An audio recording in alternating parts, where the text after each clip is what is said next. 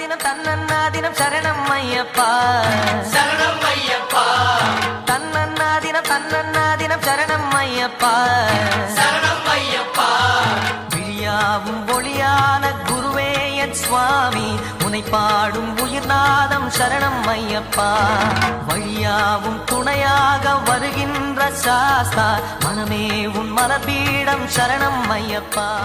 சுவாமி சரணம் ஐயப்பா. இப்போ வந்து நம்ம மாலை போட்டிருக்கோம். வருஷம் போடுவோம். ஆக்சுவலாக இது வந்து நம்ம 6th இயர் சபரிமலைக்கு போகிறது. இதில் வந்து பார்த்தீங்கன்னா இன்னும் நாங்கள் மலைக்கு போகிற டே வந்து Jan 5 கிளம்பி Jan 8 வந்து ரிட்டர்னு. அதுக்கு நடுவில் இன்னும் ஒரு 40 days, நியர்லி 40 days இருக்குது. இந்த 40 days வந்து எப்படி விரதம் இருக்கும், என்னென்ன பண்ணுறோம் அப்படின்னு ஒரு விலாகு, எப்படி இருக்கணும், என்னென்ன பண்ணணும் அப்படின்னு உங்களுக்கும் ஒரு இன்ஃபர்மேட்டிவான ஒரு விலாகு.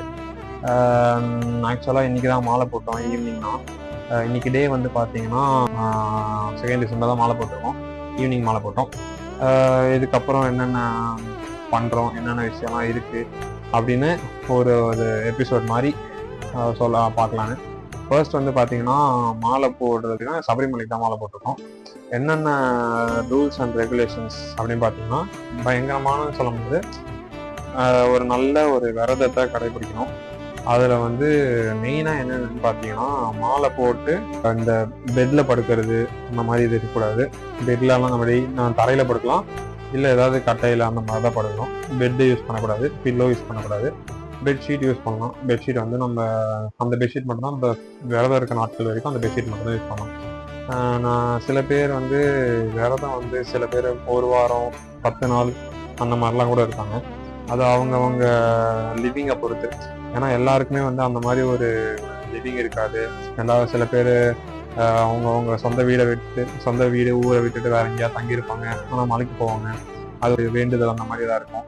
அவங்களுக்கு வந்து தொடர்ந்து விரதம் இருக்க முடியாத காரணத்தினால் அவங்க ஒருத்தர் விரதம் இருக்க நாட்களை கரெக்டாக இருக்கணும். அது மட்டும்தான். எவ்வளோ நாள் இருக்கும்ன்றது பெரிய விஷயம் இல்லை.